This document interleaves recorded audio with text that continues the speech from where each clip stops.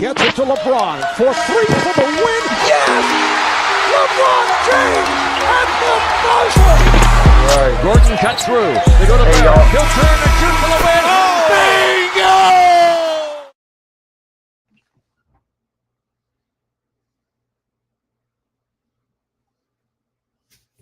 There we go. Hey, y'all, I don't know if you know this, but one time the bullets were going to China, and Wes Unseld told Elvin Hayes, you can see the Great Wall of China from the universe, right? From outer space. And Elvin Hayes says, I ain't never going to outer space. I'm about to get mine and it's about time. Call us Grindhouse, everybody in a house grind. I'm just doing me, I ain't trying to outshine. Trying to kill my vibe is how you get outlined. What's up, y'all? It is July 15th, 2025. We are the Hoopstorians. I'm Tony Styles. That's my man Jules down there, and we do have another host we're adding to the panel, the Hoops historian, Hoops himself, with his unique perspective. Let's get into this day in NBA history. And just to let you know, guys, literally, this is the only thing that's ever happened this day in NBA history. So, Sandy Ortiz Del Valle became the first woman ever to officiate a men's professional basketball game working in the United States Basketball League. Between the New Haven Skyhawks and the Philadelphia Spirit. This happened on July 15th, 1991. Jules, you're from Philly. How does that make you feel as an individual? That's interesting. Like to me, I know when it comes to historical aspects for like Philadelphia itself, it's basically the mecca for American history. Obviously, Declaration of Independence. We have the Liberty Bell. And so on and so forth. So I'm glad that there's something that I love in basketball, having a historical aspect, being the first woman there, and being able to referee a game. So that's kudos to that. That's awesome. Hoops, what do you think of it? I think it's great. We've seen a lot of women break into the NBA. I think more recently too. You've got people like Becky Hammond and a lot of women officials officiating the games. And I think I think basketball and sports are better when they are inclusive of people with different perspectives. And so I think that's wonderful. Nope. There you guys have it. That was this day in NBA history.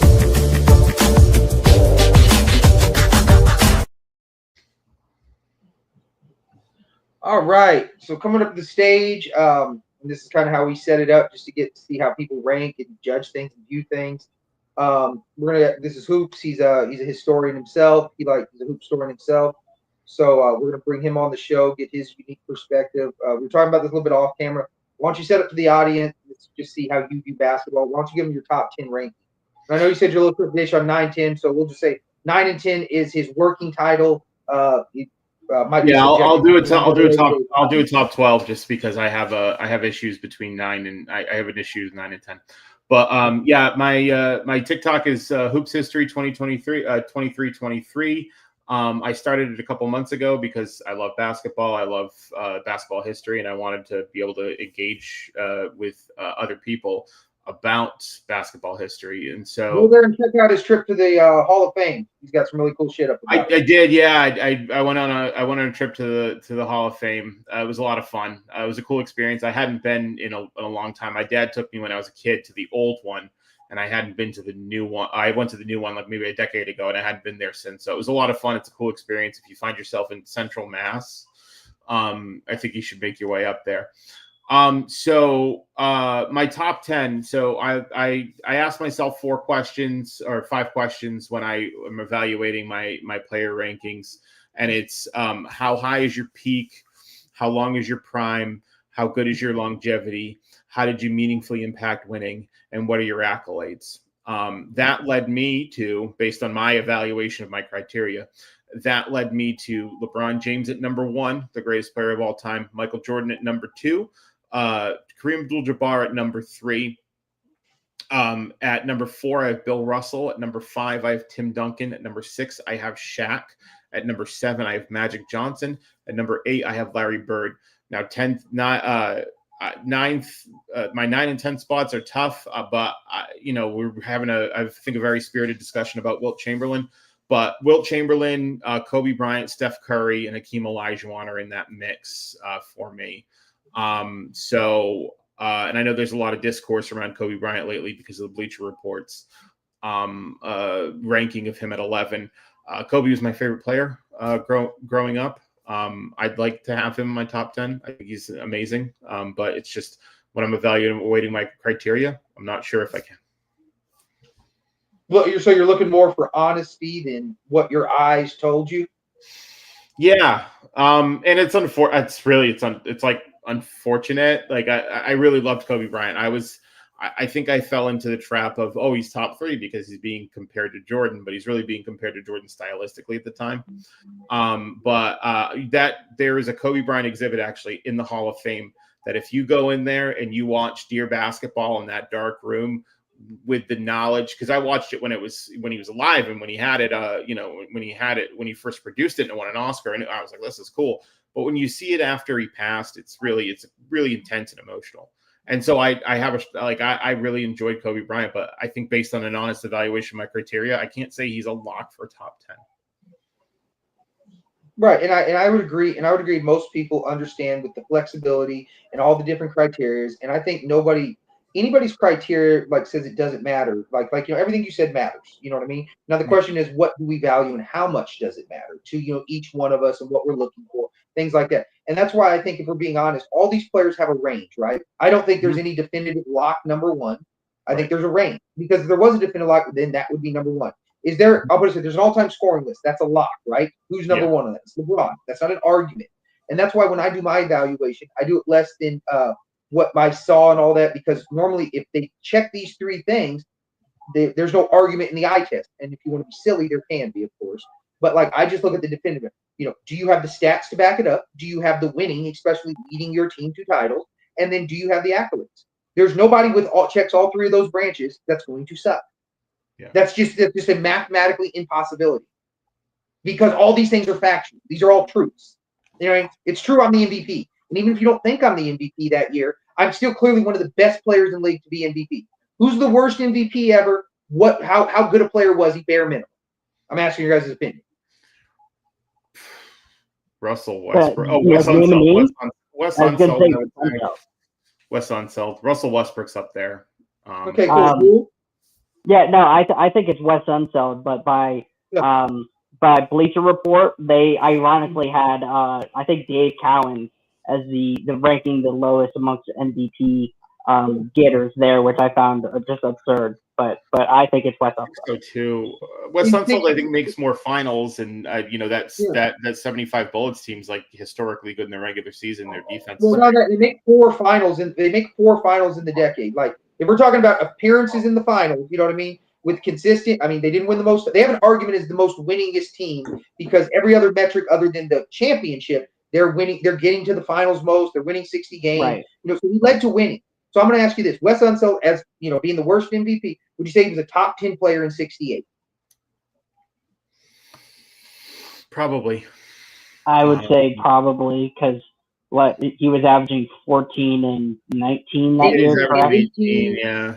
In 18 with really good screening, really good outlet. We're talking about conducive to win. He just didn't score. Cool. So I'm with that. All I'm saying is, so if you're an MVP, at worst, you're a top 10 player. Yeah. You get what I'm saying? Right. So these are the objective things. So that's what I mean. So if you start looking at these objectively, and if you're a double-double guy, I've never seen really a bad double-double guy. Normally a double-double is going to help lead to wins. Yeah. So that's what I'm saying. So we're getting on this, and we're talking about this, and obviously hoops. Me personally, I'm leading to ultimate winning, right? So me, Russell will be the GOAT. Okay, Jordan will come in second because he led to 6. LeBron led to 4. That's third. And then if you're not in top 3, then I can start making adjustments for you. So you're not going to be top 3 in winning, but now you can lead in these other 2 branches of objectivity to show that you're the best.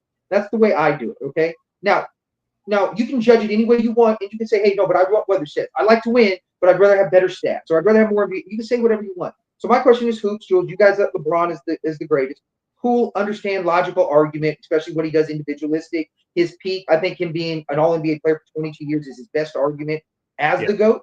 Now, because you're the best for the long. That's an argument. Now tell me why you guys value winning a little less, but individualistic shit a little more.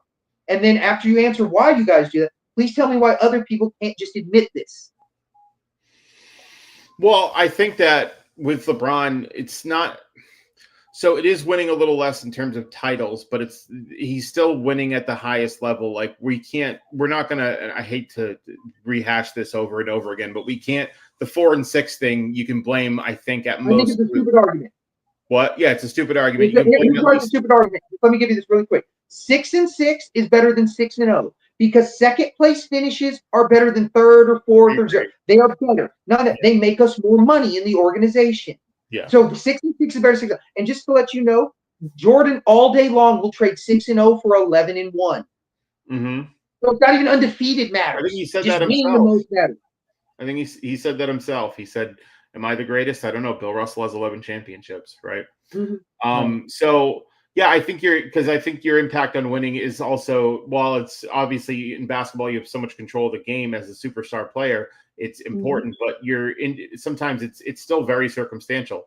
And I think in LeBron's case, for 22 years, he plays at an all NBA level and does impact winning, making the conference finals at 38, making 8 straight finals, being the best player on the court for 7 of those 8 straight finals, right? And so I think he's done that for longer. I think that uninterrupted greatness, and that continues into his age 40. We're projecting a little bit, but probably into his age 41 season is why I have him as the greatest of all time. I will say I do like Michael Jordan's peak from the late 80s to his first 3 peak a little bit better than LeBron's peak, which I think is the years with the Heat. Yeah. I'm saying too, like just because you didn't answer, but why do you value the less winning? Like, what makes that better to you in terms of greatness? Well, I just don't think it's necessarily less winning, and I think the less winning part is the circumstantial. He's playing great enough to win a championship. It's just that the circumstances around him aren't allowing him to do that. So, like in 2015, he's playing great. Hypothetically, you think under the same circumstance he can win just as much? It's hard to say, but yeah, I think he but could. I think think that's cool if you think that's a logical argument. Yeah, with a healthy team in 2015, do I think he could have won that championship? Yes. In 2017, if Kevin Durant doesn't go there, even if the Warriors improve their roster, which they would have done anyway, yes, I do think they could have won in 2017, 2018 even.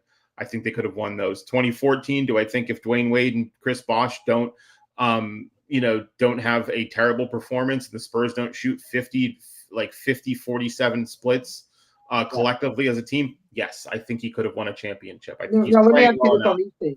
Now, let me ask you these on these things, though. Do you agree, though, mentally after game 3, he kind of checked out. He wasn't playing the same. The numbers looked the same, but he wasn't playing the same. And then in 2018, he got pissy after J.R. Smith fucked that up. And he quit in the finals. It's true. He did punch the wall. He knew they dropped the dagger. So what I'm saying is to me, like we were talking about the Wilt Chamberlain drops, you know what I mean? If quitting right before overtime when you just played the best game I've ever seen you play, to not try to give it 5 more minutes when you just dominated him 48, I think that's a way worse quit than anything Wilt ever did.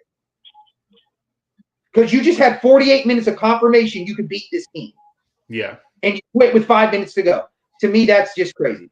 Jules, what do you think? Why do you choose the less winning and things like that over the individual performances? It's a combination of what Hoops just said too, because I just to name somebody else like Jerry West. Jerry West is a notable loser in the NBA Finals, but when you're averaging 40 for basically a team and you're having to be hit with we've argued the greatest dynasty of all time in sports in the Celtics. When you're averaging 46 and 7.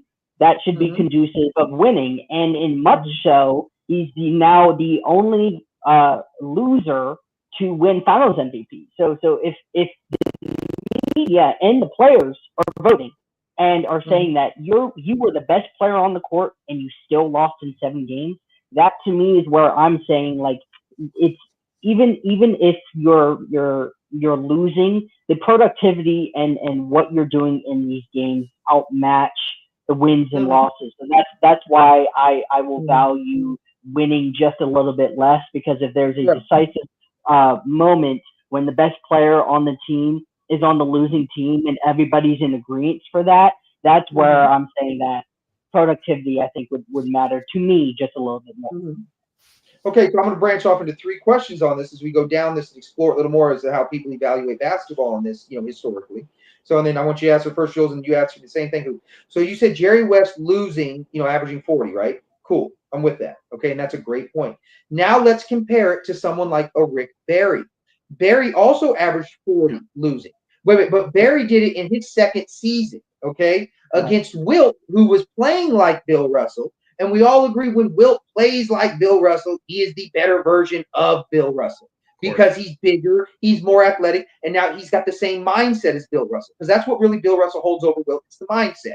He doesn't have the way. He uses his body, but it's the mindset. That's what the separation is in terms of winning. So now he's playing like that. But I'm averaging 40 against this. This is Bill Russell on steroids. I'm averaging 40. Then I do one of the 3 greatest carry jobs in 75. It's either that, the 03 Spurs, or the 94 Rockets. I don't give a shit which one you want. But Rick Barry's second best player is rookie Jamal Wilkes, who's 14 points a game.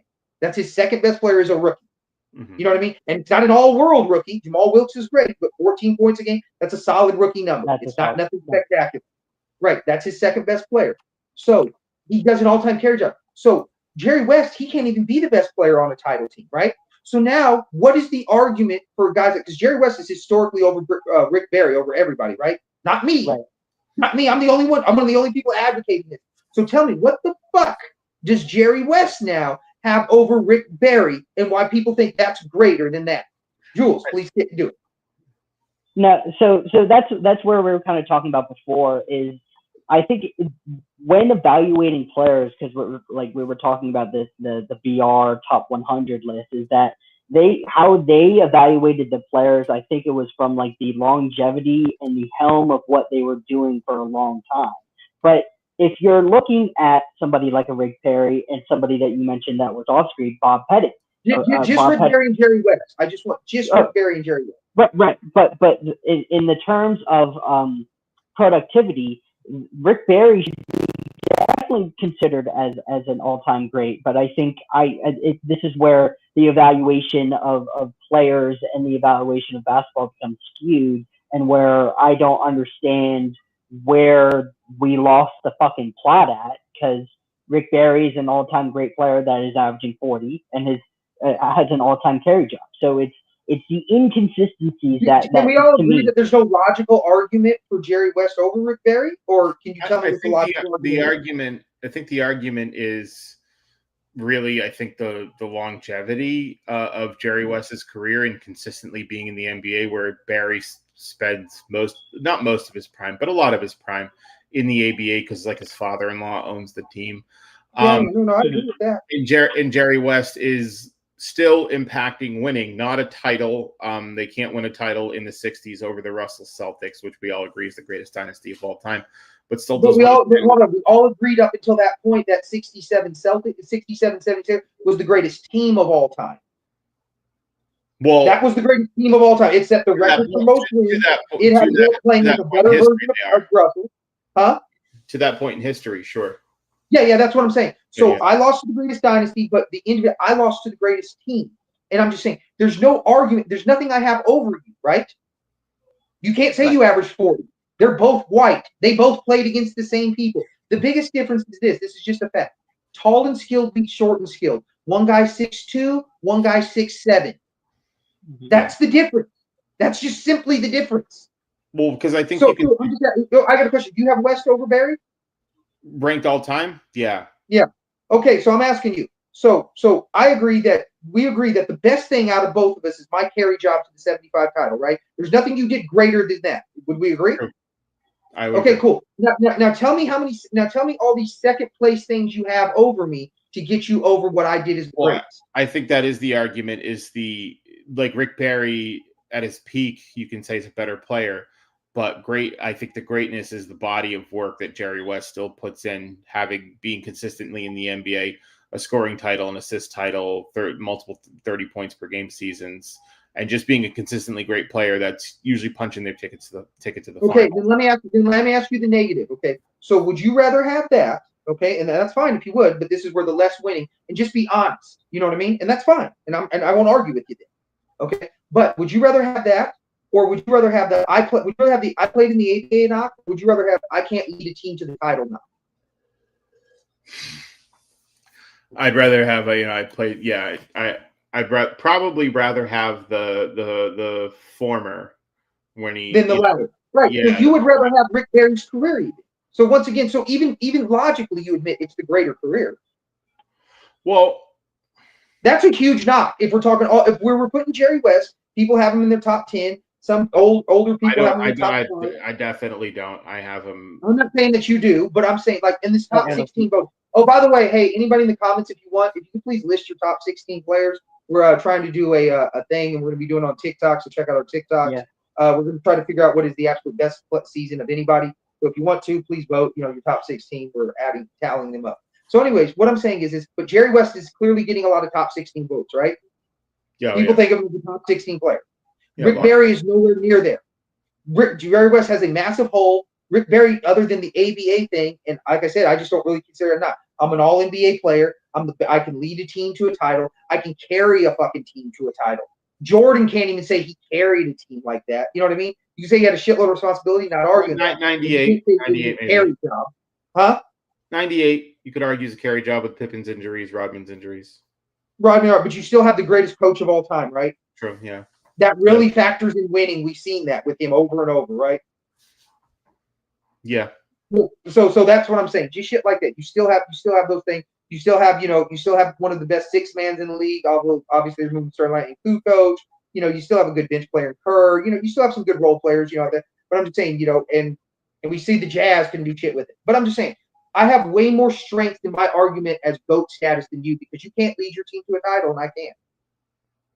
And we admit you'd rather have that. So where is it? Because you admit you wouldn't want to have that. Why would you want the Jerry West? It's a weird paradox, isn't it? It is. Yeah. Well, because I think we're looking at it from the perspective of people who watch the NBA, and what we want to watch is NBA players, right? And so if you tell me that there's a guy who has uninterrupted, high level play in the NBA, I think as a consumer of the product, we'd rather watch that than somebody who goes and plays in another league, a lesser league. I think we all agree for 4 years. Why do we rank Dr. J over Rick Barry? Now let's go to why do we rank Dr. J over Rick Barry? Now there's no argument, right? Do you have Dr. J all the time over Barry? I think with Dr. J, because I don't think the ABA doesn't matter at all, but I think with Dr. J, you're still getting. I would agree. I think with Dr. J, you're still getting high level production.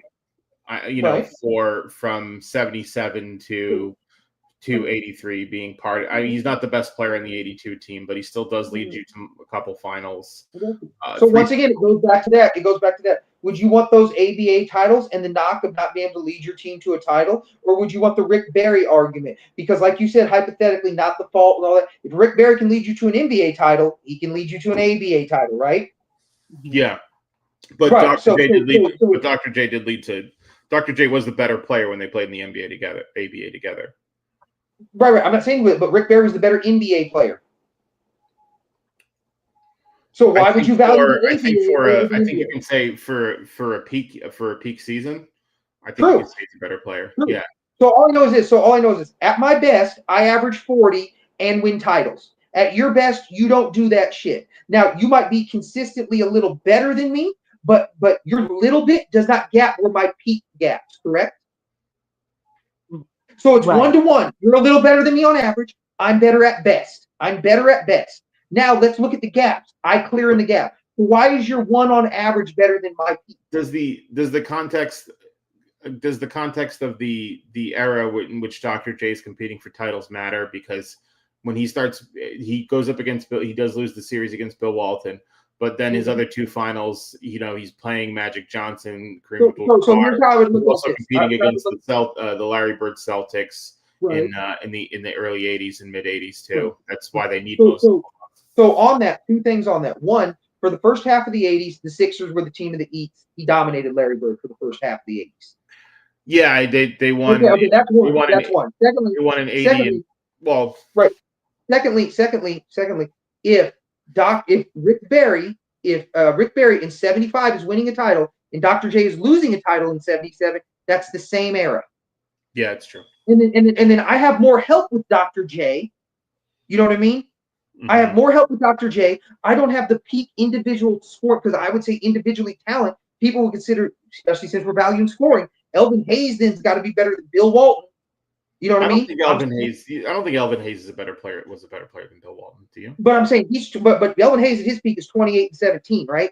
Yeah. Yeah. So I'm saying I have that scoring ability. I have to negate shit like that. I don't have a 20-point scorer like on my team like they have with Doug Collins. So in the same era with less, I can win more. So once again, what's the argument? I think that's a better argument than anything Dr. J's going to have. So you're I'm sorry. So you're valuing the peak player at their best when they're winning titles, because I know that off screen we've talked about the Bill Walton thing before. Is that you much rather have Elvin Hayes at 28 and 17, leading you to a title for a longer period of time compared to Bill Walton in a 6-year career, giving you that same thing, winning an MVP in a short period of time. I'm just asking for clarifying. I apologize. No, I'm asking. What I'm saying is this. So when you got someone like Rick Barry, right? So Rick Barry's got all-time stats. He's got no knock. He's got accolades. He's got everything you want, right? But at the end of the day, he led, right? So if I draft Rick Barry, I don't know who else I'm getting. I know I can hang a banner. If I draft Dr. J, I don't know who else I'm getting. I don't know if I can hang a banner. And when evaluating players, you go, how many titles can this dude lead me to? And Dr. J showed me in the NBA he can lead me to jack shit. And Rick Barry showed me he could lead. And then when we do the hypotheticals, like he said, LeBron, if these players didn't get hurt, if he had a better team, if this ain't cool. If Rick Barry had more help, since he did an all-time carry job, it looks like I could string together a shitload of titles with this dude. Right. Dr. J hasn't showed me anything like that. Well, I think that goes into the kind of the argument that happened, I think, within these past 2 weeks about this whole T-Mac and Kobe thing, because like T-Mac is giving you all NBA first team type of things. Would you evaluate, a T-Mac who obviously couldn't get out? So this is how I would evaluate. Okay, so this is how I evaluate that. T-Mac. So if we're doing hypothetical, T-Mac rose in the playoffs and gave me all-time numbers. He gave me over a 30 PER. You know what I mean? Right, like that's historically good. Right. There is no fluke 30 PERs. Like I know stats don't mean everything, but can we all agree when you get to a certain threshold of numbers, that just means what the number says it is? Yeah. Mm-hmm. Can we agree with that? Yeah. There are no bad 60-point games. You know what I mean? Right. Mm-hmm. So anyways, you get to a certain threshold. So he's got a 30 PR and he rose. So greatness, he didn't win jack shit. I wouldn't put him anywhere in the GOAT conversation. But now, if I get T-Mac and I see that he can put up all these time great numbers, and I look and see Orlando had a historically bad team, there's no reason why I don't think T-Mac could lead me to more titles. But I'm not going to argue that this hypothetical is more than somebody that actually did it. Now, if we're evaluating, we don't know what's going forward, we can pick Dr. J. I mean, we pick McGrady over Rick Barry. Now, but if we're picking what actually happened, there's no argument for that.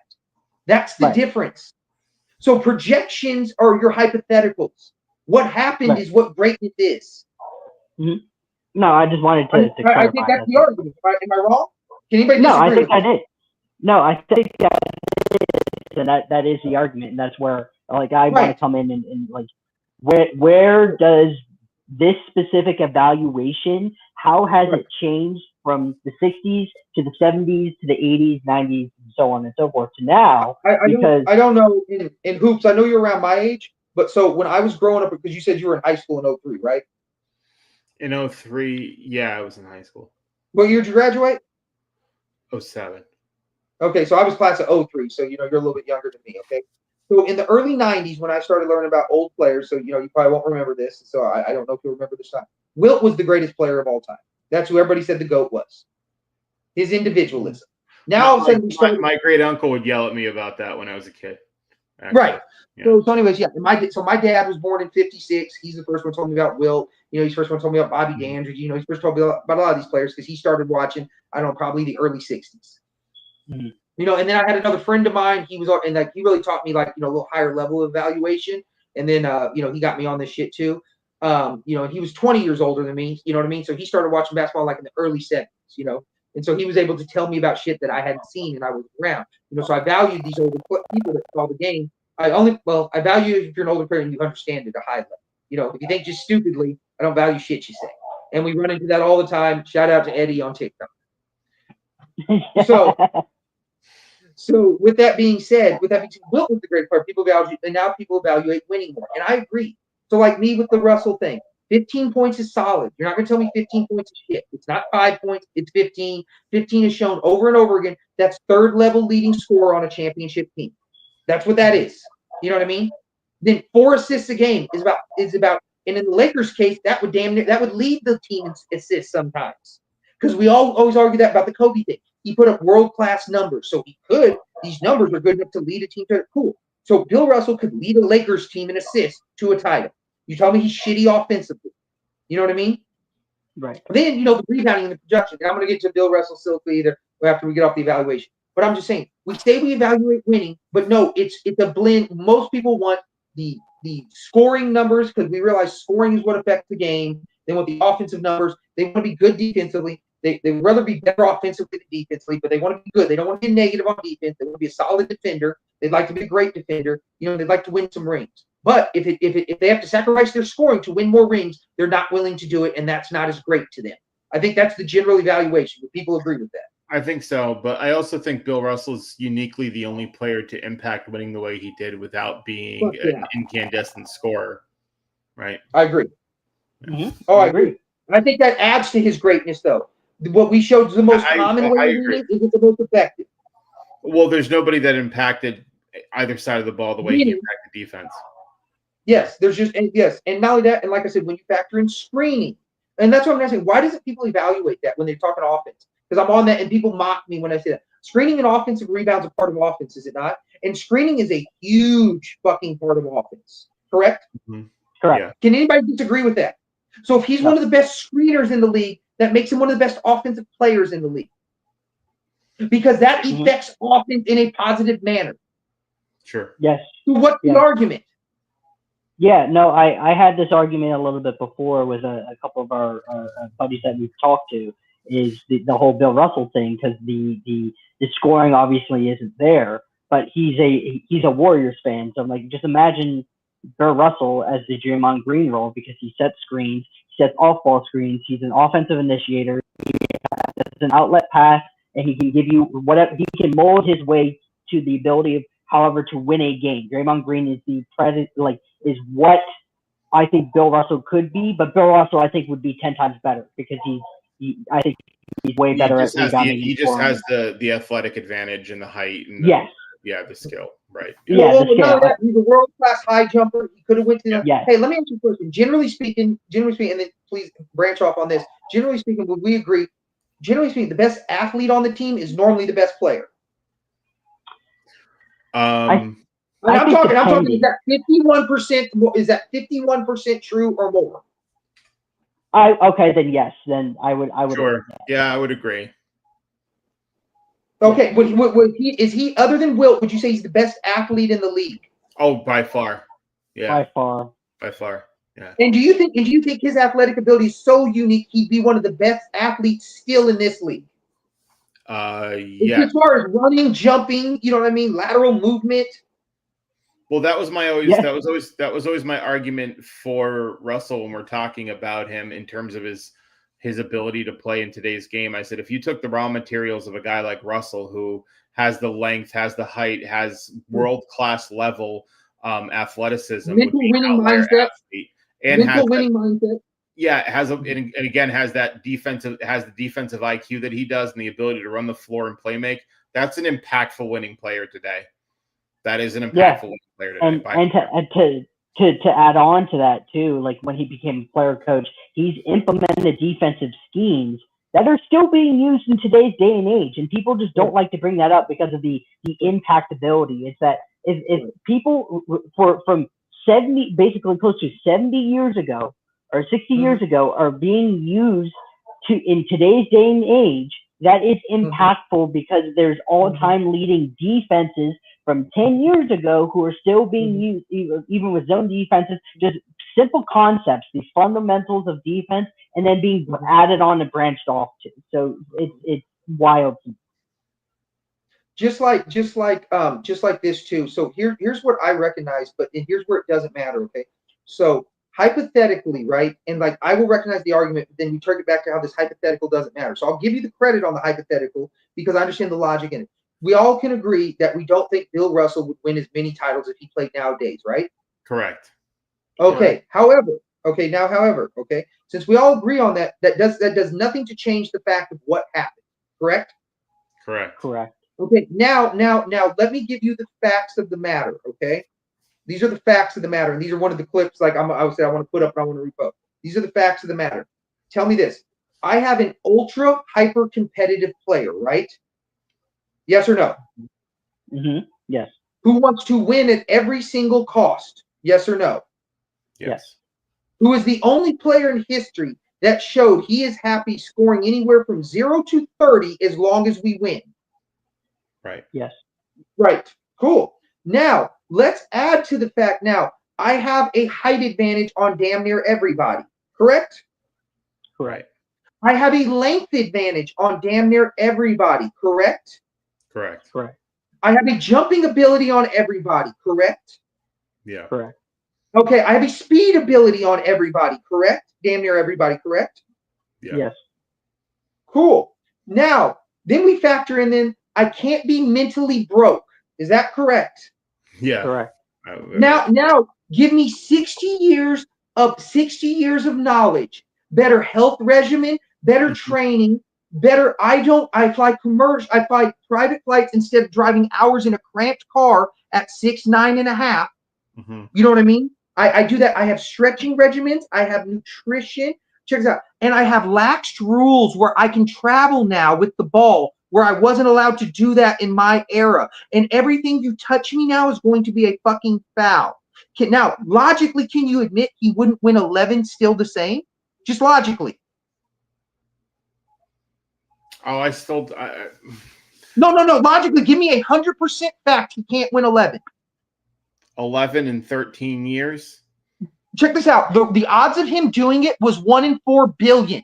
In the odds he did at the time. Okay. Does he still have a 1 in 4 billion chance to do it now with all these advantages? I suppose I haven't I don't know. What I'm saying is logically all the points I made. Do you think that's worth a 1 in 4 billion chance? It would be, I think, in somewhat of an increased chance to do it. I think it would be an increased chance too. I think logically you can give me a 1 in 4 billion chance. Sure. Okay, that's what he did already, a 1 in 4 billion chance. So logically you have to admit, I gave you a bunch of truths. We all agreed to these things. Tell me how logically that can't equal 1 in 4 billion, because he's already done 1 in 4 billion. Well, I think that that's all I'm saying. So when you say that he won't win, I give you that. I grant you. That's logic. We agree. But we can't agree that he wouldn't win 11. That's all I'm saying. There's not 100%. No, I didn't say we don't know. But I'm saying today, I don't know. With the way, especially in today, with the way the CBA is and all of that, and how teams can't. No. The point making is this: we all agree it's more often than not that he's not going to win, right? Yeah, I would agree. Okay, now look at this. Now let's just look at Russell. Right. But here, let's look at Russell. Is it realistic? You're more often than not, you're not going to win 11 rings. What's more realistic? You're going to win 11 or not win 11? Not win 11. Not win. Okay, so Russell already proved that wrong, right? Now, let's say if you are to win rings, do you need to be a dominant offensive player? No. You don't. I'm saying more often than not. Yeah, no, because you still have Tim Duncan, right? Okay, cool. No. Let's go through it. Okay, so in 2025, Thunder won. Dominant offensive player or not? Yes. 2024, dominant offensive player or not? Jason Tatum's average 30. I would say yeah. Yeah. Cool. 2023, Jokic, dominant offensive player or not? Yes. 2022, Steph Curry, dominant offensive player or not? 2021, Giannis, dominant offensive player or not? Yep. Cool. Curry, then LeBron, dominant offensive player or not? Of course. Yeah. Kawhi, dominant offensive player or not? Yeah. So more often than not, do you need to be a dominant offensive player to win a ring? Yes. Cool. So Russell proved that wrong as well. So I agree the odds are stacked again. Oh, San Francisco State collegiate team. Do they win NCAA titles more often than not? Cool. Boston. If Russell's not there, right? So Boston's won 17 to 18 titles, right? 18. They've been around 80 years. So Russell played so 7 titles in 67 years. They win 10% of the time. Russell's there, they win 85. So Boston, more often than not, without Russell, do they win titles? Yeah, when he's there more often than not. Yeah, of course. When Right, he's that's what I'm there, saying. yes. The When he's Boston out, no. Celtics win more often, lose more often than not, right? When Russell gets there, they win more often than not. Russell disproves every fucking metric always. So since he has a history of always doing that, you have to recognize if we're realizing the possibility, then he has the possibility to win 11. Sure. Because with the opportunities given to him, he showed he could do that. He wasn't given these opportunities. So we have to give him the benefit of the doubt that it's possible. Yeah, that's fair. So that's what I'm saying. So when these hypotheticals, all your hypothetical, but I can mitigate your hypothetical. And we can agree that my hypothetical is possible too. But now we go with what happened, and none of that negates. So why do people, when they evaluation do it, why do they evaluate their hypothetical so much more than what happened? And that's like kind of the root of what I'm trying to get at for myself is because we bring it onto other people's lives, and when we talk as well, is they obviously value their own opinion as, you know, the God spell, because it's themselves talking. So it will make sense in their head, but they then can't articulate what they're trying to portray effectively, and their hypotheticals will only, you know, fit the narratives in which they want. But then when one of us three are in these conversations and bring up, you know, context or bring up something to push back, then it's like, well, your opinion doesn't matter, because it's like, well, yeah, because I'm not you. You know what I mean? Mm-hmm. So when it comes to the evaluation and the evolution of how we evaluate players from the BAA, from even the 50s, because like we didn't even mention like George Mikan, right? And then Bill Russell and the Kareem and all this kind of stuff. It's what that. have I said about George Mikan? What's that? I'm sorry. What have I said about George Mikan with me? No, I said like because he's one of the only. You know, you didn't say anything. I'm just saying that he's yet another player who went. That's not what I mean. I said that I'm such a slave to winning. If somebody wants to put George Mikan very high in their top 3 or whatever, I can't argue it. I'm just saying I can't evaluate it like that. I've said that over and over. Well, but what I'm saying is even if I disagree, I can never argue against winning. I just sound dumb. I just got to go with I disagree. Or it's not that I totally agree with your opinion. It's just not how I do it. Well, that's exactly what I'm trying to say, is the evaluation of how people value winning, and then how people value production, and then how people value stats, and then this all-encompassing argument of people who are now second options or now should be ranked higher than people who are ranked first options. Like we've talked about the Kobe stuff, the everlasting Kyrie Irving fucking argument, and all this kind of stuff. Is that like, where has the discourse gone to now where well, because Kyrie now has a ring, he's now better than Damian Lillard, or now he's better than John Stockton, now he's better than, you know, Jason, like all this kind of shit. So where like where's the accountability, and where is the proper type of eval when it comes to these basketball players? I can't get behind it. Somebody needs to explain this to me, because we also joke about the eye test. Well, have you had ex-girlfriends? Well, then clearly your eyes have lied to you before. So it's this kind of like this weird kind of just the hypotheticals, the thought process of behind all of this kind of stuff, to where I just try to stay consistent. I try to poke holes in the argument when we don't stay consistent, and I try to keep my lists to myself, and I try to just poke hole at logic wherever I see it. Right. Hoops, what do you think? Why are these hypotheticals more important than the facts? Well, they're not, but I think hypotheticals are a way for people to square the circle around their own opinions, where they watch a game, they watch a player, and they maybe have some idea about how the 60s were or how today was. They can say, oh, well, look at Kyrie Irving and how he dribbles. You know, if he played in the 50s, he wouldn't have been allowed to, right? He wouldn't have been allowed to dribble the way he did in the 50s. If people look at it's just a way for people to sort of confirm their recency bias, I think.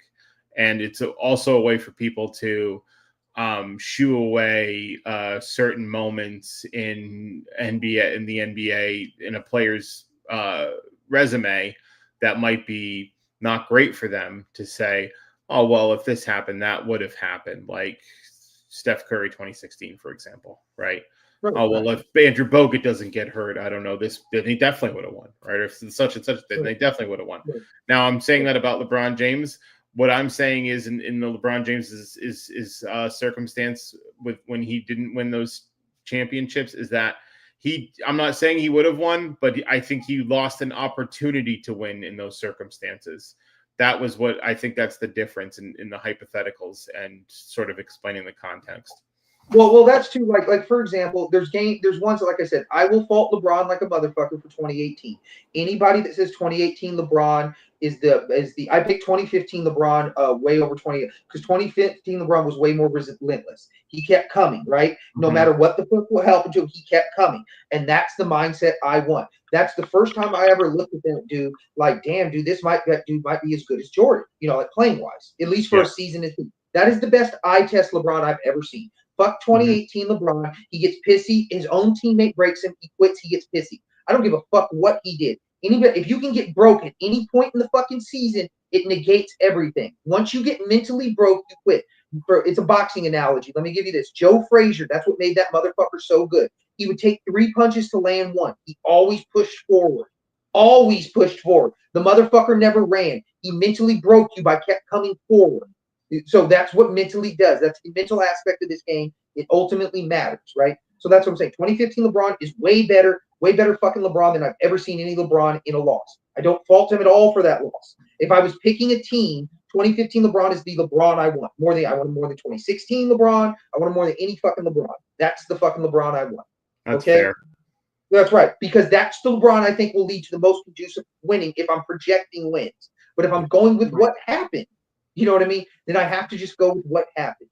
And that's what I'm saying. And ultimately, I think people's arguments, when you get them at the quantum level, because I'm going to ask you guys a question. Do you think I can break down my arguments better logically where there's no contradiction better than anybody you've ever heard? Sure. Yeah. Because everything I do, I start like when we do the Rick Barry. We agree that you would rather not say you could lead your team to a title. You have a contradiction in your argument. It's a paradox I give you. You know what I mean? So you'll have to figure out where that is. So how somehow it's a contradiction, but how somehow it's still true. Because you are contradicting what you're saying. You're saying Jerry West greater, but you'd rather have Rick Barry's career. So that's a paradox. If it's somehow true, you just have to figure out how it's true. And whenever you get the answer, come on back. I'm cool with it. You know what I mean? But mine, you won't contradict my shit because my shit will always lead to more winning. And you can never argue winning less, but scoring more is better. That's what people ultimately will argue when we get at the quantum level. And then we'll argue that they give a fuck when these players' parents were fucking. That's the only 2 arguments they will have against Bill Russell. That will ultimately be the crux of their argument. It is better to score more and win less, or it's more important when your parents are fucking. That will be the core of their argument. And I just think that's a wild argument to have. Yeah, it is. It is. And like the evaluation when it comes to the ability on the court. You mentioned the LeBron thing before. Why, like, the first thing when it comes to me is that notable Bucks and Nets series in 2021. Why I knocked Kevin Durant so much is that he goes 0 for 6 in the overtime. But you can say, like, well, he was trying, sure, but he was 0 for 6, and Bruce Brown is your leading scorer in overtime. Well, Giannis is scoring 2, and I believe Chris Middleton, and I forget the third player. My problem with that whole Kevin Durant thing is they always say, oh, well, if his shoe size was a little bit smaller or whatever, that's his fault for not knowing where he is on the court. Like, everybody always tries to explain it away. Oh, well, if his shoe size, it's like, no. He knows his fucking shoe size. It's his fault for having his fucking foot on the line and giving them a chance to win that series. That was his fault. Everybody always explains that away. He's a toe away. Well, he shouldn't have had his foot on the line. He's a professional basketball player shooting a 3-pointer.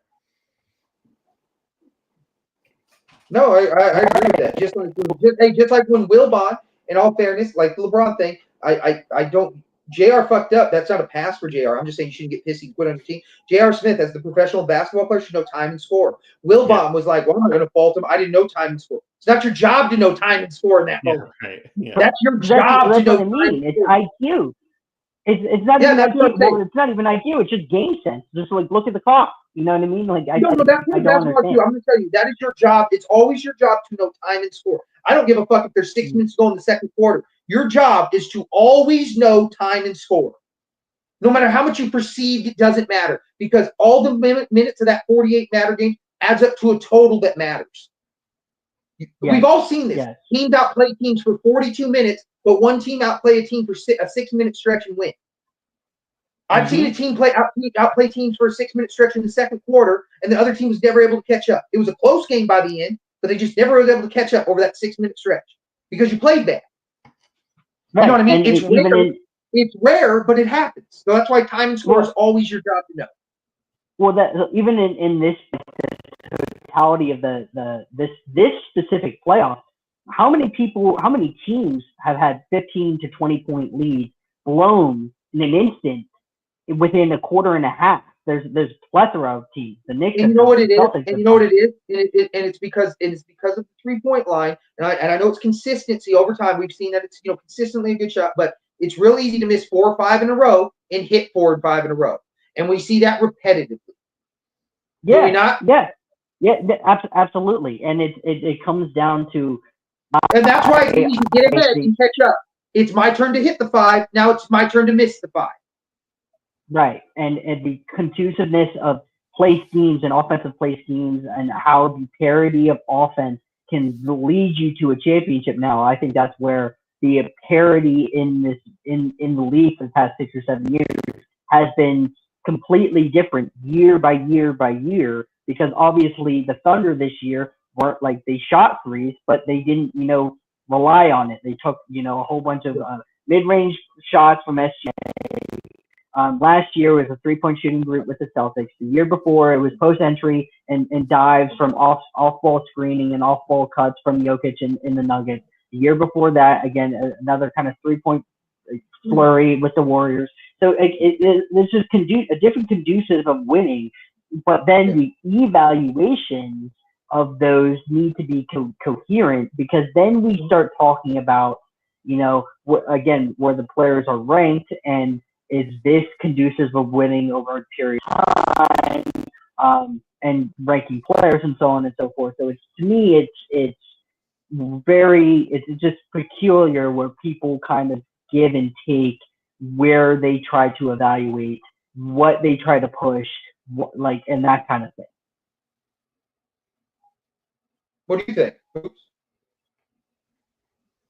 I lost the question, to be honest with you.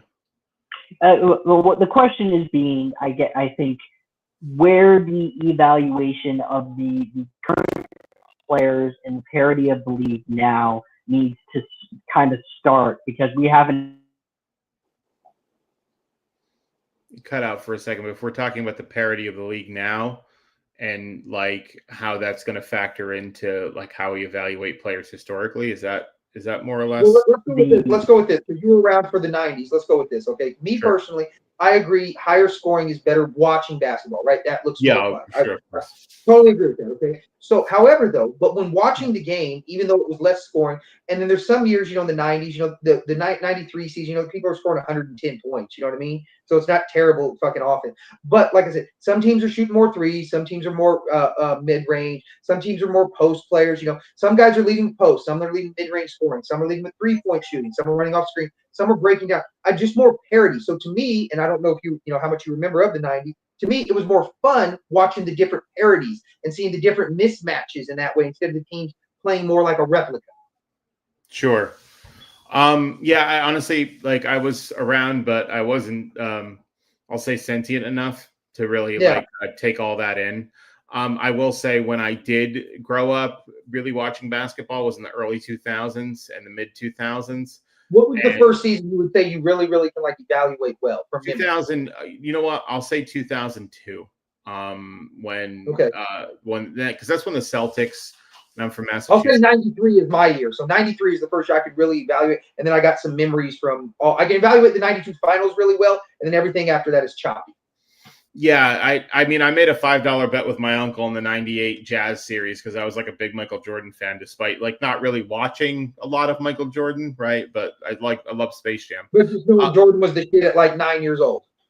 Yeah, Yeah. I think that I think 2002, because the Celtics had just made the playoffs for the first time in 8 years, and my dad took me to see their first ever playoff game in 8 years, and so that's when I first really started consuming it at that level, like from then on. Well, in all fairness, it's 7 years because it was 95 to 02. Sure, 7 years. Yeah. So I would say from that point, I would say the basketball that I'm watching today is definitely, I think, more fun to watch than the height of the dead ball era. And even in the mid 2000s, I can't say that I loved it as much as I did even the later 2000s. I think things for me in terms of where I liked it really picked up for me was in the late 2000s when you had the Celtics-Lakers series in 2008, when you had that really good Celtics team, when you had Kobe Bryant, LeBron James, that debate over who was the best player in the world, two really exciting players, like at the height of their powers, where in the mid 2000s, like, yeah, Kobe's Wait, playing. what did you say the funnest season was for you ever to watch? That's a good thing. We ought to do those one time. But what did you say the funnest one was for you to watch? I would say the funnest season, I really like 2010. Cool. So the 93 season would be my funnest season. Jules, what's your funnest season that you watched? Because I'm a little bit younger. The very first series Well, that's I what I'm watched saying. was Different ages. So the 93 was my funnest. His was the 10. Yeah. What's yours? The first series I ever watched was the 2010 finals. I think the funnest series I watched was probably 2014. Being the first fan that I am. I got you. I would say. Yeah, I wish you guys would have seen the 93 season. Rookie Shaq. I think that's the best version of Jordan. Obviously the most Barkley conducive to winning. Yeah. You got Ewing playing Gate Robinson. Alonzo Mourning. What's really crazy? Alonzo Mourning's rookie season that year probably would have won rookie season, just by the numbers, like 30 years over anybody other than that year of Shaq and maybe a year of David Robinson. You know what I mean? Yeah. Yeah. Same thing with Hakeem. Hakeem's got a year like that. He just ran up against Jordan, But yeah, like I wish you got my favorite player of all time is Larry Johnson. We only got 2 good years of Larry Johnson. That was his best season ever. Right. Because I really like watching short post players work. When you don't have that body advantage that we talked about, but you're still the better player, even though you don't have the body advantage. Right. Right. Charles Barkley. Yeah, I do like that. Adrian Dantley. That's another one. Hey, that kind of gets me wanting to go in because we're talking about fantasy. So can I ask you a question too, Hoops? Since you've been studying the game, watching it for a while. Who do you think are some criminally, historically underrated players that don't get enough credit? And then I'll go on and I'll give mine. Jules, you give yours. Jules, you go after that, and I'll give mine last. See what you guys think. We'll compare and contrast. Really, historically underrated players. I have to think about this one for a minute. I can tell you some of my favorite. You want to go first, then? Yeah. I have to think about that for a minute. Cool. We'll let Jules go first. Then we'll let Jules go first. Let you think about it. Jules, go first. So recently, I've been thinking about this question a lot too. I think the 3 players that come to mind for me are Rashard Lewis, Walt Frazier, and I believe I still think that Chris Paul is criminally underrated.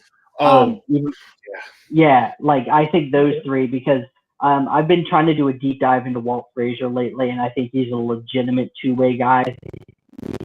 Very underrated, solid defender during his time. And I think he gets overlooked a lot. I think Rashard Lewis is a legitimate 18 to 22 point scorer for numerous years.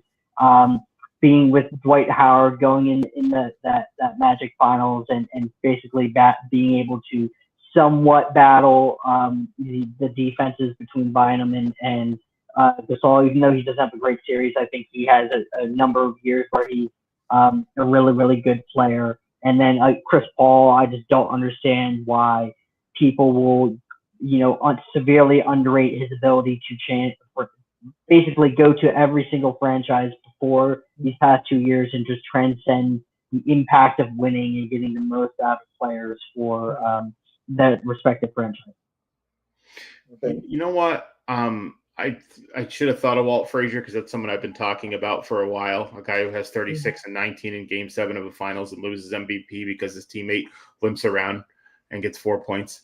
But I would say Walt Frazier's up there. Chris Paul was actually one of my favorite players of all time. I loved him when he was playing for the Hornets. I really like point guards, so I loved him when he was playing for the Hornets. I thought he should have won that MVP in 08.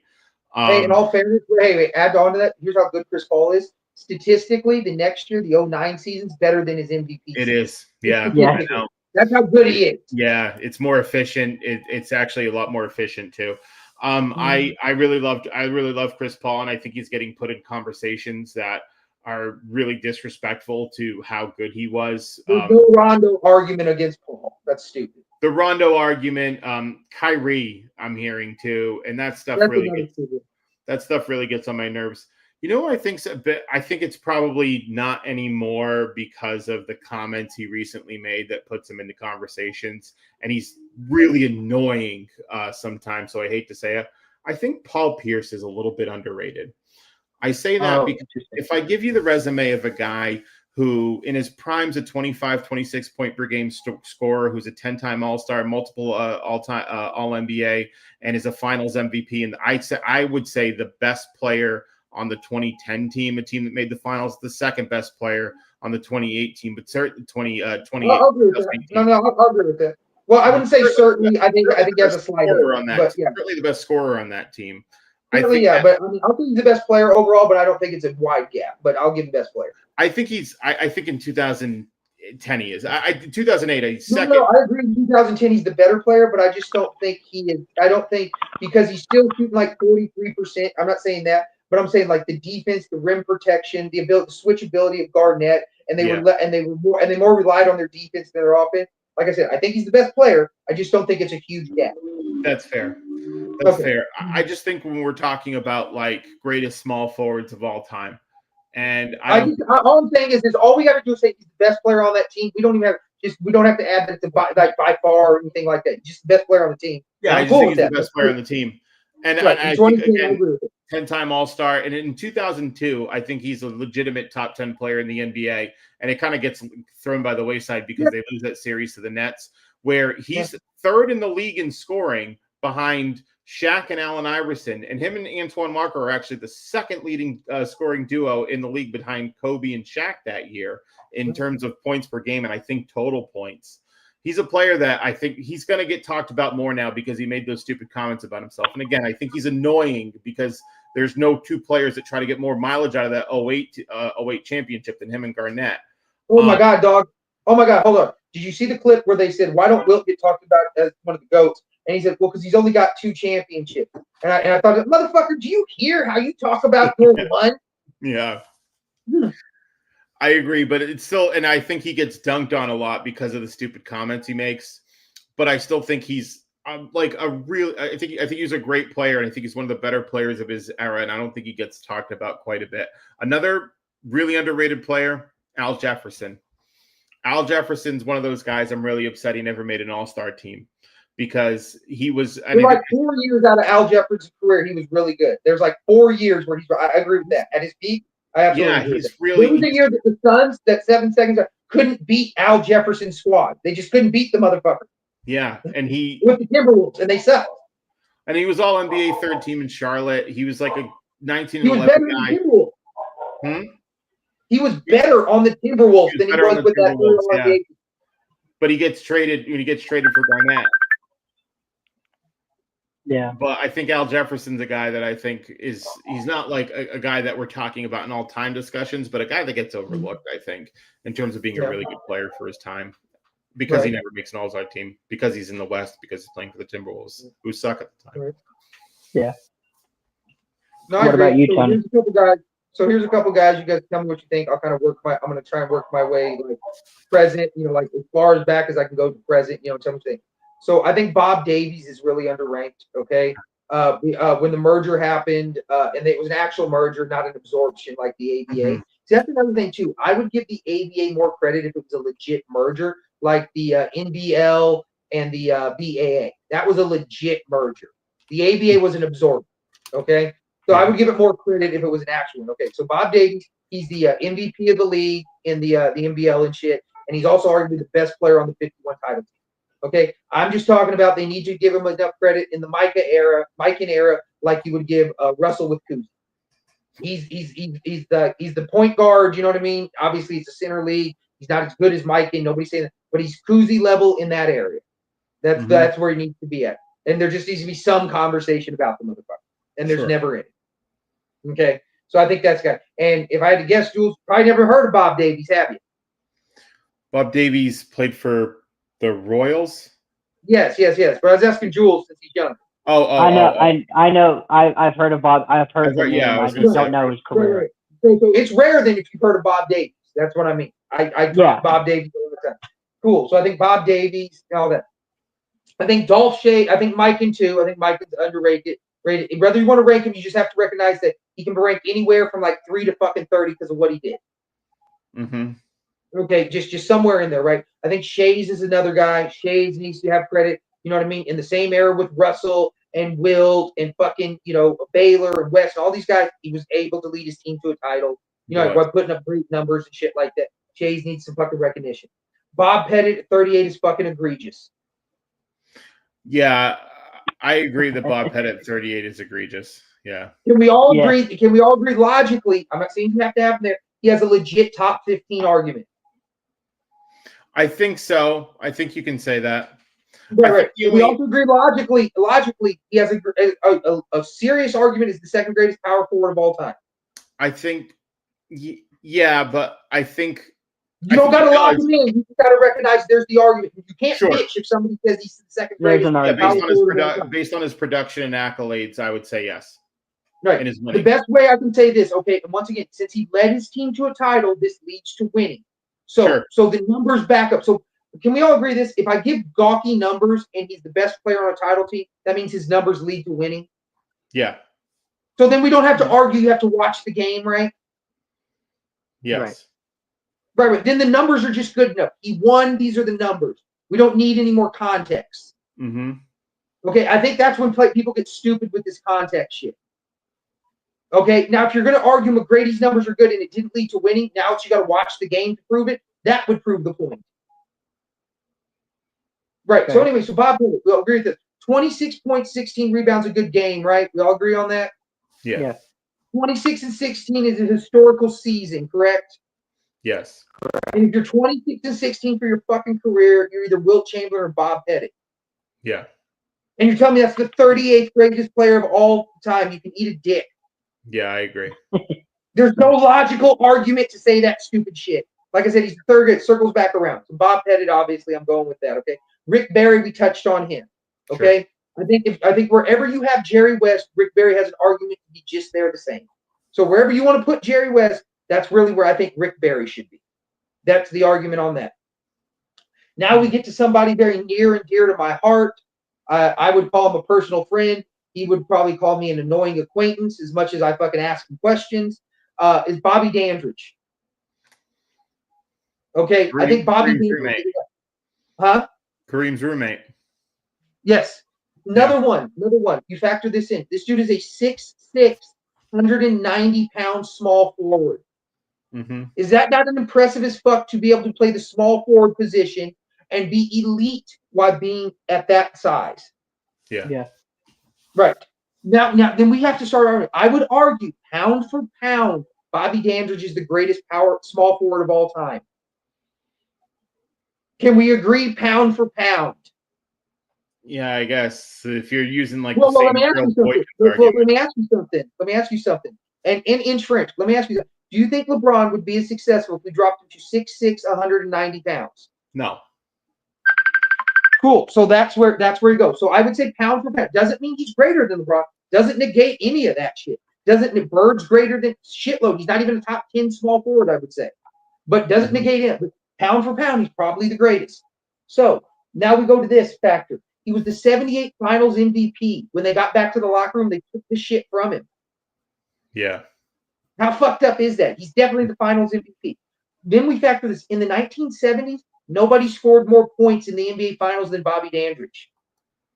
Yeah. You know what I mean? Nobody talks about this. The Bucks and the Bullets. Yeah. Right. And I see guys, you know what I mean? He's been a friend of the pod. I'd love to get him on here to debate. Guy like Kev, I'm willing to debate people like that. Shout out to Kev, loves NBA. He's been on the show. Been trying to get him on for a debate about this shit. Tell me how that's not a top 100 player. Can 100 players say they did that more than him? Led a decade in scoring in the finals, got a couple rings. I'm a third option. I'm 20-10 as a third option on the finals team. Mm-hmm. You know what I mean? As a college player, I'm getting 17 boards a game.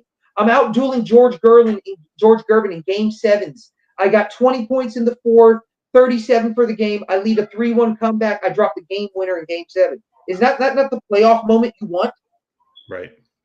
You know what I mean? You have everything. He just said, like I said, he's just not the top guy or whatever. But by the time we get to the grade 100, we're not talking top 1 guys now. He's clearly, I would say he's the best third option player of all time. Yeah. And they got James Worthy top 100, right? Oh yeah, but Yeah. James Worthy top 100's ridiculous. I don't. But you see what I'm saying? I think his ranking. I think his ranking. I think you're right about James Worthy in his comparison to Bob Dandridge. Like that's more of what James Worthy's role is than being the 63rd greatest player of all time.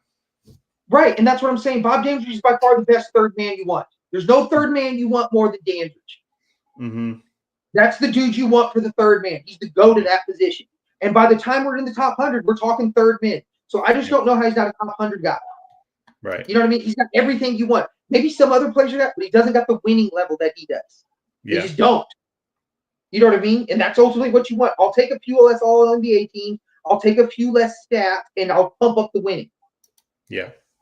You know what I mean? So I think that's an underrated dude. Another underrated guy, and I don't think they get it. I think they're underrated is how good absolutely Hakeem Olajuwon is. Hakeem Olajuwon for one season has an argument as the best player ever. So just that level of respect. Doesn't mean you want to rank 12, 10, wherever the fuck you're at. I'm not saying move him anywhere. You just have to recognize that's a fact, and that adds to his legacy. Because what he did in terms of winning versus the odds he was produced, nobody's ever done that. We all can agree, right? That's true. Yeah, 94. Yeah. No, 95. 95, yeah. 95 is actually 95. statistically the toughest ring of all time. Right. So it's just what he did. It's simply the hardest competition ever. So we have to recognize that. That's where it's under. I think Kevin Johnson, especially at his peak, you give me the top 4 years of Kevin Johnson, I will put that up against any point guard of all time. Yeah. You know, if we're talking what we're going to do in a hypothetical Kevin thing. Johnson you know what I mean? is super underrated. It's just because he doesn't have the longevity. Like he doesn't have the consistent greatness. Right. Yeah. And there's something like only 15 players have ever averaged 20 and 10 assists. And Kevin Johnson did that for 3 straight seasons. Yeah. And if you want to tax him or not, I understand either way. He averaged 19.7 1 year. So technically that's 20. But if you do it 3 years in a row and you're 0.3 off, you know what I mean? I can understand if you want to count that as a 4. Sure. You know what I mean? I'm not going to, either way. I'm not going to argue it either way. Cool. So I think Kevin Johnson is criminally underrated like that. The first 8 years of Alonzo Mourning is awesome. You know what I mean? People don't realize how good he was in that. And then for a very specific, the first 6 months or the first 4 months of the 04 season with Brad Miller, where he was starting instead of when Weber came back and fucked it up, Brad Miller played awesome. I'll take one season Brad Miller on my all-time team. I watched him do how conducive it is to winning. He defends, he passes, he rebounds, and he makes a high percentage of his shit. Yeah. So I think those are some underrated. Any guys that you thought of, didn't think of, what he thoughts, takes? There's 2 names really quick. I think Hal Greer doesn't get enough love. For me personally, being from Philly, I think Hal Greer is like severely underrated because I don't think he just gets enough credit for being with the Sixers during that time period. Right. And I know that you're a fan of this guy You can too. say he has the prettiest jump shot ever still. Like a lot of people, Yes. Older people say that. Yes, and the other guy that was, because Tony and I, we've talked about him off screen before, being a Spurs fan, Alvin Robertson, I think is severely underrated for a couple of years. I forgot about Alvin Robertson. Yeah, he arguably has an argument for the best perimeter defender of all time. I totally forgot about that. Yeah, and I think that he's severely underrated too because no one talks about him for his two-way ability and that short stretch that he had during the early 90s. Then you got me on the other short stretch. If you're talking, you want to win the game, right? Like you're trying to pick to win just one season. Bill Walton's up there with anybody. That's fair. Bill Walton's up there with anybody. Mm-hmm. If we're talking like picking 1 year to like win the season and shit like that, yeah, Bill Walton. Also, too, another guy, and I think I talked about this in one of your guys' lives the other day. I don't remember exactly who. Derek Fisher in 01, how fucking excellent he was as the third option on that team. 18 points Was on that 60% when you were shooting. talking about that? Yeah, we talked about that. How Derek Fisher in the 01 finals when Kobe had that 33-point series. Not finals, conference finals. In the conference finals, yeah. So I mean, against the Spurs, he had 18 points on 61% shooting. For the series, that's what he averaged. Mm-hmm. And then on the final game, he averaged he got 28 points on 13 shots, 11 for 13. Mm-hmm. Then, if you look at his numbers, and especially think of what that was with Kobe and Shaq, there is no better third man for what Derek Fisher was doing than that third man. For what Kobe and Shaq were doing that year, that is literally the perfect third man you want. So, while you could put, whoever you want, you put Tracy McGrady in, more talent, all that, but it's not going to fit in with those two, what they're doing better than that. I mean, he was getting 13 points a game, 13.4 points a game on 9.9 shots. He shot 52% for the entire playoff run. They went from 41-21, that's a 54-win pace, to 30-6, that's 68-14. They went from a 54-win team to a 68-win team when Derek Fisher got there. Can you guys tell me the difference in level of how good a 54-win team is versus a 68-win team? Yeah, 67 wins in 2000. I'm talking about when Derek. No, I'm not saying 2000. I'm talking about they went 30-6 with Derek Fisher. That's on pace for 68 wins. Oh, okay, I got you. Yeah. 41-21's on pace for 54 wins. Yeah, I'm asking you, can you tell me the difference between a 54-win team and a 68-win team? Yeah. Basically a title, right? The difference, the difference is like the Knicks and the Thunder, right? Yeah, right. That's the difference right there. Or the Knicks and the Thunder. That's the difference. Right. So that's what I'm saying. So when they say Fisher, and it was them and they carried the team. I'm not saying you can't tell me 13 points a game on 52% from the fucking three is nothing. Mm-hmm. That is a legit contribution. Yeah. Am I tripping? No. Right. So they had the perfect third man, and that's really the determining factor everywhere else why we see them really take off that year as opposed to the other runs, because they had the legit third man for them that year. Derek Fisher never played better than that. We can agree, right? I agree. That's what I'm saying. Yeah. So anyways, we ran over our time. Our hoops takes. Are there anybody else? I mean, we keep talking. Anything else you guys want to bring up, or we good? I think we're good. I've enjoyed the first show. I'm looking forward to more. Yeah. So anyways, and then stay on. After this, got a few things to talk about, and we're out. So make sure you guys all bless the ones that broke you, because they are the ones who built you. Oh, Canada. Put on a suit, drink water, don't drink and drive. Hey, man, call your mother. It means nothing. It means nothing. Nah, they lying to you. It's about the money. Now you're more fluent.